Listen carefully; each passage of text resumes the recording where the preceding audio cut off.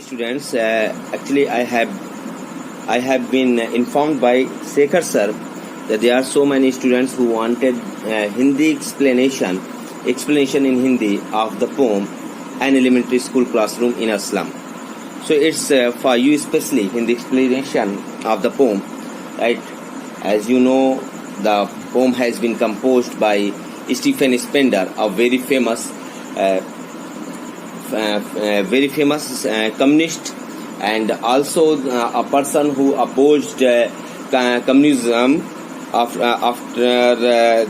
after knowing the main theorem and the ideology of communist. It's another thing, right? Let us start with the poem. Far, far from gusty waves, these children's faces like rootless weeds. The hair torn round their pillow, the tall girl with her wig down head, the paper-seeming boy with rat's eye, the stunted unlucky air of twisted bones, reciting of father's nailed disease, his lesson from his desk at back of the dim class, one unnoted, sweet and young, his eyes live in a dream of his squirrel's game in tree room. Other than this is the very first stanza of the poem, right? According to the poet के according, the children of the classroom, the children of the slum, right? They came from the very far away, very far from gusty waves. वो gusty waves जो झोंकेदार हवा हैं उनसे बहुत दूर हैं, means उनके आसपास कहीं नेचर अवेलेबल नहीं हो. स्लम्स आप जानते हो बड़ा डेंस एरिया में जो है वो डेवलप होती है, और जहां होती है वहां नेचर नहीं होता. कुछ इंडस्ट्रीज होंगी या रेलवे प्लेटफॉर्म्स होंगे या रेलवे ट्रैक्स होंगे, वहां पर डेवलप होती है, एज यू नो, राइट. तो they are very far away from the nature से बहुत दूर हैं ये बच्चे, इनके ये जो स्टूडेंट्स हैं इस क्लासरूम के जो चिल्ड्रेन हैं बहुत दूर हैं. एंड दीज चिल्ड्रन फेसेस, उनके फेसेस इस तरह की चीजों को, नेचुरल हवा को कभी फील नहीं करते हैं. लाइक रूटलेस वीड्स, यहाँ सिमली है, कंपेयर किया गया है कि ये जो चिल्ड्रेन है स्टूडेंट्स, ये कैसे लाइक रूटलेस वीड्स माने खरपतवार, अनवांटेड प्लांट, ऐसे प्लांट जिनको कोई चाहता नहीं, अपने आप उगाते हैं, राइट. जैसे आपने बुढ़िया के बाल देखे होंगे, वो भी एक बीज होता है, वो उड़ता है, रूटलेस होता है. ऐसे ये प्लांट है जो रूटलेस है, इनके पीछे कोई रूट नहीं, कोई जड़ नहीं है जो इनको मजबूती दे, जैसे प्लांट को देते हैं. मीन्स ये अनवांटेड प्लांट्स है, अनवांटेड चिल्ड्रन है जो कि स्लम पीपुल के द्वारा डेवलप किए गए, पैदा किए गए, ओरिजिनेटेड किए गए. कोई जैसे बड़े बड़े अमीर लोगों घर के लोग होते हैं, उनके बच्चे बड़ी मान्यताओं से होते हैं, बड़ी पूजा पाठ से होते हैं, ठीक है. लेकिन ये एक ऐसे बच्चे हैं जो कि ये कह सकते हो कि बिना किसी अवेयरनेस के आए, इनकी किसी को चाहत नहीं थी, बस ये आ गए हैं तो लाइक रूटलेस वीड्स की तरह ये इधर उधर वॉन्डरिंग करते रहते हैं और इनके ऊपर कोई गार्जियनशिप नहीं है. टॉन राउंड दिया पैलर, जो है बाल हैं वो बेतरतीब तरीके से उनके चेहरे के चारों तरफ बिखरे पड़े रहते हैं, बेतरतीब तरीके से बिखरे रहते. उनको प्रॉपर कॉम नहीं किया जाता, जैसे हम लोगों को हमारी मदर तैयार करके जो है अच्छे से सजा धजा के स्कूल भेजती थी. उनको कोई ऐसा नहीं, तुम्हें जाना हो तो जाओ, नहीं जाना मत जाओ, राइट. द टॉल गर्ल, अब यहाँ पे जो उस क्लासरूम के कुछ बच्चे हैं उनके बारे में बताया. टॉल गर्ल, वो उस क्लास में एक है लंबी लड़की जो हेड डाउन करके बैठती है, शायद वेट हेड है उसका, सर भारी है. अब सर भारी होने का मतलब उसकी बॉडी अननरिश्ड है, इसके सर ज्यादा बड़ा, इसलिए वो हेड डाउन करके बैठती है. या वो ज्यादा लंबी है तो लोग उसको टावर या किसी इस तरह के नाम से टीच करते हैं, जिसकी वजह से वो साई फील करती है और अपने सर को डाउन करके बैठती है. द पेपर सीमिंग बॉय, वहां पर एक इतना दुबला लड़का है जैसे पेपर की तरह दुबला है, अननरिश्ड है, विद रैट्स आइज, उसकी आंखें चूहे की तरह धसी हैं और चारों तरफ घूमती रहती, मतलब कुछ खाने की चीजें ढूंढती रहती हैं. So hungry eyes. The stunted unlucky है एयर, राइट. वो अनलकी एयर हैं जो है उत्तराधिकारी हैं अपने जो है माता पिता के, ठीक है. अविकसित हैं, स्टेंटेड हैं, अनडेवलप्ड हैं, और उत्तराधिकारी हैं, अभागे उत्तराधिकारी हैं अपने माता पिता के. और अभागे उत्तराधिकारी क्यों हैं? क्योंकि ऑफ ट्विस्टेड बोन्स, क्योंकि उनको उत्तराधिकार में ट्विस्टेड बोन्स मिली हुई हैं, मुड़ी हुई हड्डियां मिली हैं, गठिया की बीमारी मिली हुई है, नाइल डिसीज मिली हुई है. Reciting of father's gnarled disease, वो अपने माता पिता की नाइल डिसीज को, मुड़ी हुई हड्डियों की या गठिया की रोग को जो है रिसाइट करते हैं, दोहराते हैं, अर्थात अपनाते हैं और पाते हैं अपने पेरेंट्स से। जमीन जायदाद नहीं पाते, बीमारियां पाते वो अपने पेरेंट्स से, right. His lesson from his desk, right, वो अपने डेस्क में बैठ करके पाठ नहीं पढ़ते हैं, बल्कि जो है अपनी बीमारियों के बारे में रिसाइटिंग करते हैं, अपनी बीमारियों को बार बार रिपीट करते हैं। At back of the dim class one unnoted, उसी क्लास में एक बहुत अननोटेड यंग बॉय है, स्वीट बॉय है। देखिए, यदि किसी क्लास में सारे स्वीट हो और एक गंदा हो तो टीचर उसको इग्नोर कर देता है। एक क्लास में सारे गंदे हो, एक स्वीट हो, इंटेलिजेंट हो तो भी टीचर उसको इग्नोर कर देता है। सब लोग इग्नोर करके, और सारे स्टूडेंट्स भी, क्योंकि उनके जैसा वो नहीं होता। तो यहाँ पर भी एक अननोटेड, एक ऐसा बच्चा जिसको कोई ध्यान नहीं देता, स्वीट यंग बॉय पीछे क्लास में बैठा है। और क्लास कैसी है? डिम। क्लास के बारे में बताया कि क्लास कैसी है? डिम है, वहाँ पर लाइट नहीं है प्रॉपर, डिम क्लास है। वहाँ पर एयर का जो है वेंटिलेशन प्रॉपर नहीं है, ठीक है, लाइट प्रॉपर नहीं है। और कहता है his eyes live in a dream, उसकी आंखें सपनों में खोई रहती हैं उस छोटे से बच्चे की। इस क्लास रूम के अंदर नहीं ध्यान देता, वो बाहर ध्यान देता है। कहाँ पर? स्क्वायरल गेम, गिलहरियों के खेल में ध्यान देता है, जो कि पेड़ों की कोठर से निकल कर, पेड़ों में देखते हैं छोटी छोटी जगह बनी होती हैं, गड्ढे टाइप, ठीक है, वहां पर जाके गिलहरियां वहां से निकलती हैं, खेलती हैं, और उन्हीं के खेल में जो है उसका मन लगा रहता है। इस क्लास के बाहर उसका उस खेल में मन लगा रहता है। Second stanza, on shore, cream walls, donation Shakespeare's head, crowdless at dawn, civilized dome riding all cities, bad flowery Tyrolese valley, open-handed map, awarding the world its world, and yet for these children these windows not this map. Their world, where all their future painted with a fog, are narrow streets sailed in with a lead sky, and far far from rivers, caves and stores of worlds.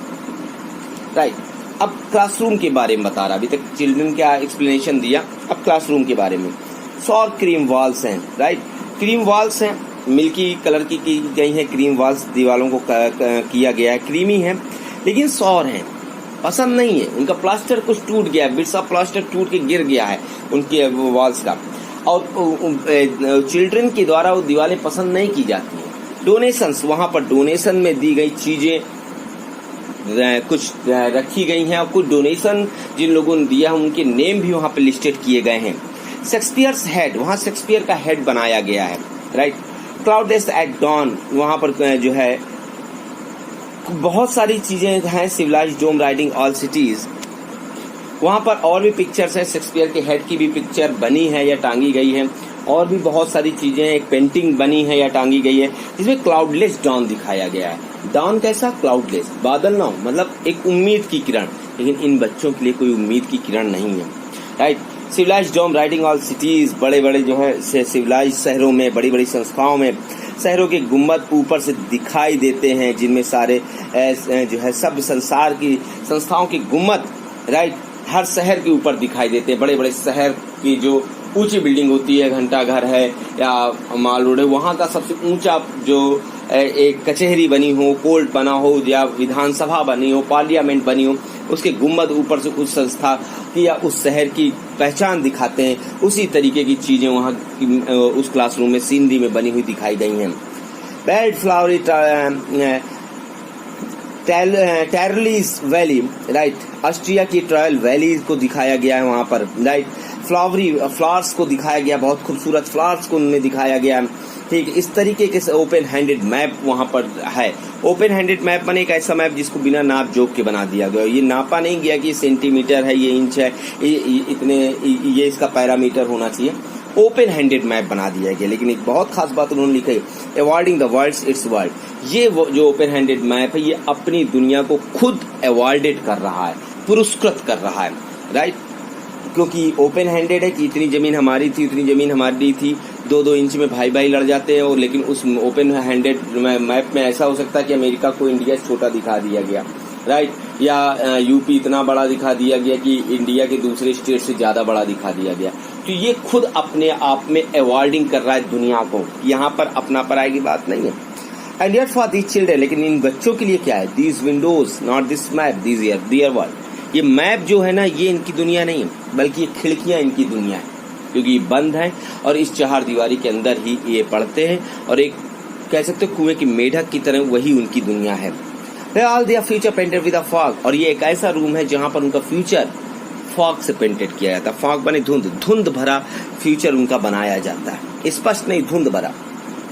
A narrow street sealed in with a lead sky, इनका future narrow street से गुजरता है। जैसे बहुत बड़े बड़े schools में पढ़ने वालों का फ्यूचर है, यू कैन से, आप कह सकते हो, ठीक है। आईआईटी में पढ़ रहे हो, कॉलेज की बात आ गई, ये आईआईबी में पढ़ रहे हो, आईआईएम में पढ़ रहे हो, ठीक है, एनआईटी में पढ़ रहे हो, उनका फ्यूचर हाईवे से गुजरता है, नेशनल हाईवे से या इंटरनेशनल हाईवे की आप बात कर लीजिए तो, ठीक है।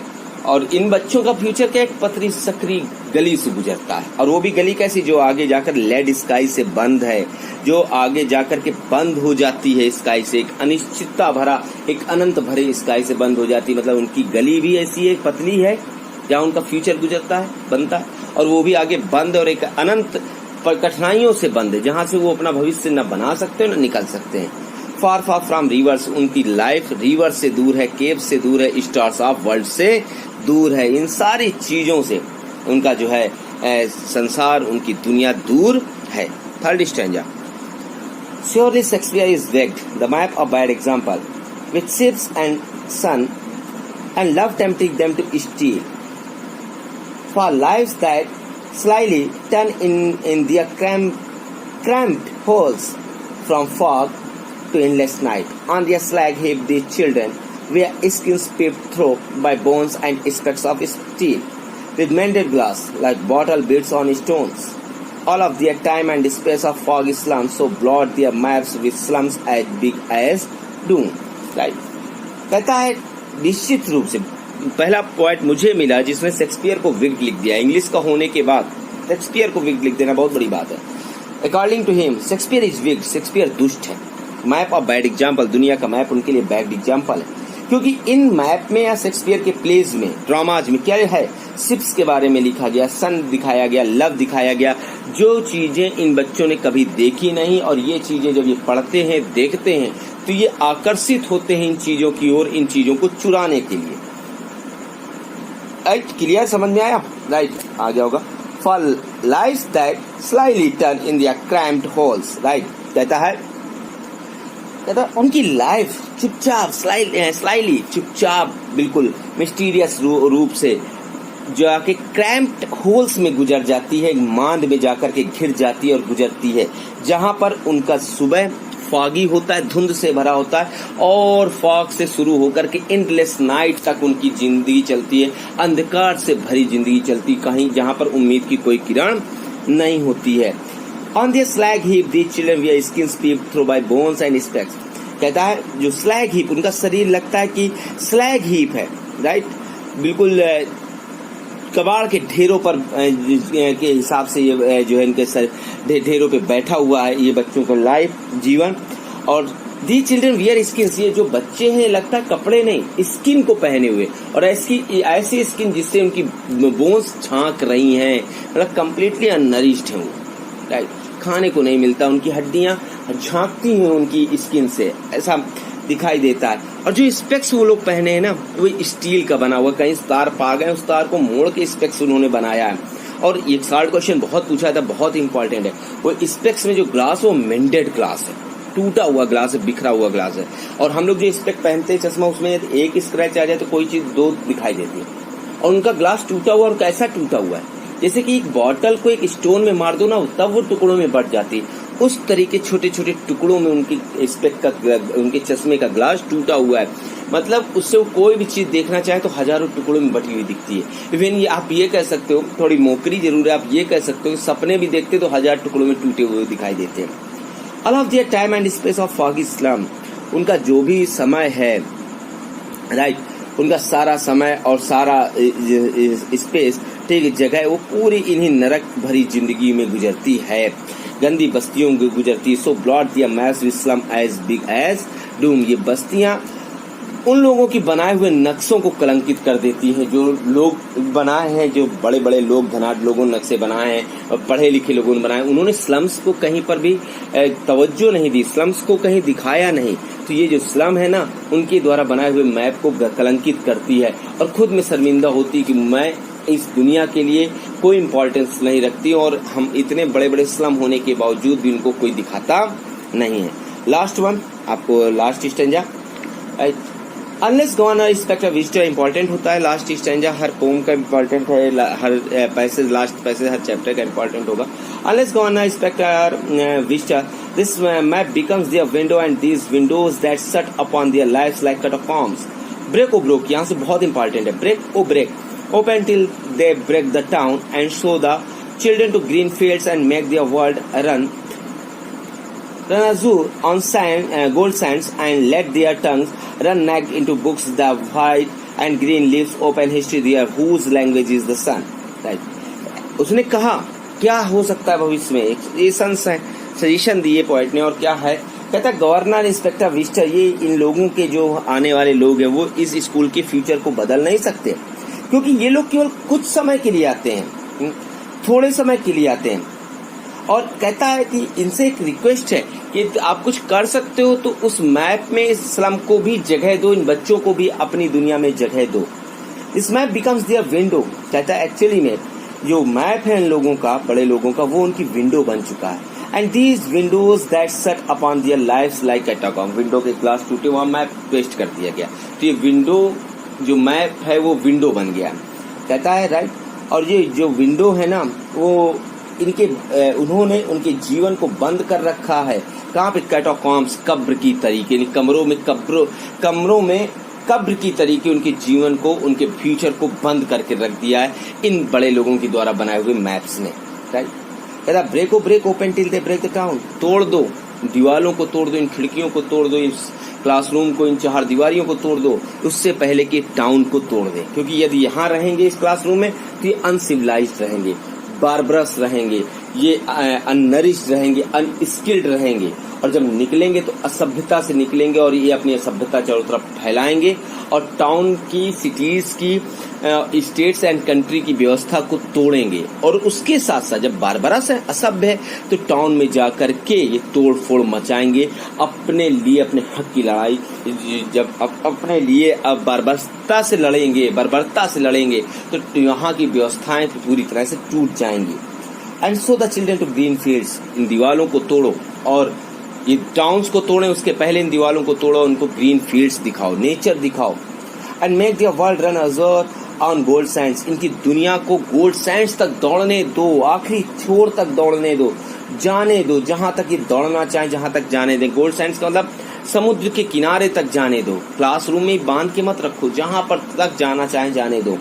एंड लेट देयर टंग, इनकी टंग को रन नेक्ड इनटू बुक्स, इनकी टंग को पकड़ो मत, किसी भी बुक्स में पूरी तरीके से खुले रूप से दौड़ने दो। जो किताब ये पढ़ना चाहे, जो नॉलेज लेना चाहे, उस नॉलेज को लेने दो। इनको स्किल्ड बनाओ, बुकिस वॉर मत बनाओ, किताबी कीड़ा मत बनाओ, राइट। इनको जो करना हो, इनके पसंद की चीजें करने दो, और जो भी लिटरेचर, जो भी बुक्स पढ़ना चाहे, जो सब्जेक्ट पढ़ना चाहे, उसको पूरी तरीके से इनको प्रोवाइड किया जाए और इनको पकड़ा ना जाए।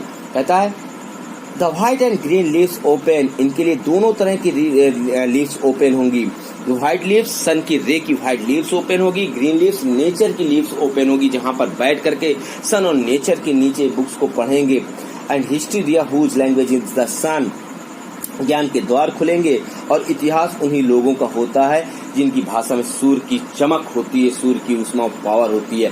मीन्स सूर्य के नीचे जो है तपा करके ओपन फील्ड में नेचर के साथ रह करके हिस्ट्री बनाएंगे, या इस तरह की व्यवस्थाएं लोगों को उपलब्ध कराई जाए। एक सजेशन है कि इनको चार दीवारी, इन बंद बदबूदार कमरों से बाहर निकालिए, नेचर के अंडर में इनको पढ़ने दीजिए, नेचर को पढ़ने दीजिए, नेचर को समझने दीजिए। पहले इस अर्थ को समझाइए, अर्थ क्या है, ये यूनिवर्स क्या है, ये ब्रह्मांड क्या है, यहाँ की व्यवस्था क्या है, इकोलॉजी सिस्टम क्या है। उसके बाद इनके फिजिक के अकॉर्डिंग, इनके इंटरेस्ट के अकॉर्डिंग, इनकी हॉबी हैबिट्स के अकॉर्डिंग, इनकी लाइकिंग डिसलाइकिंग के अकॉर्डिंग इनको अपना करियर जो है डिसाइड करने दीजिए। आप करियर डिसाइड मत करिए कि उनको कम नॉलेज दे करके हमें मिस्त्री बनाना, हमें ये बनाना, ये सबके पास दिमाग उतना है, उनको ओपन फील्ड में लेके आइए, दुनिया के सामने, नेचर के सामने लेके आइए। वो खुद इस सूरज की धूप में, इस सूरज की गर्मी को महसूस करते हुए नेचर की ग्रीन लीव्स के नीचे अपनी चॉइस के अकॉर्डिंग नॉलेज को लेंगे, बुक्स को पढ़ेंगे, उनकी टंग को रोकिए नहीं, जो पढ़ना चाहते पढ़ने दिए,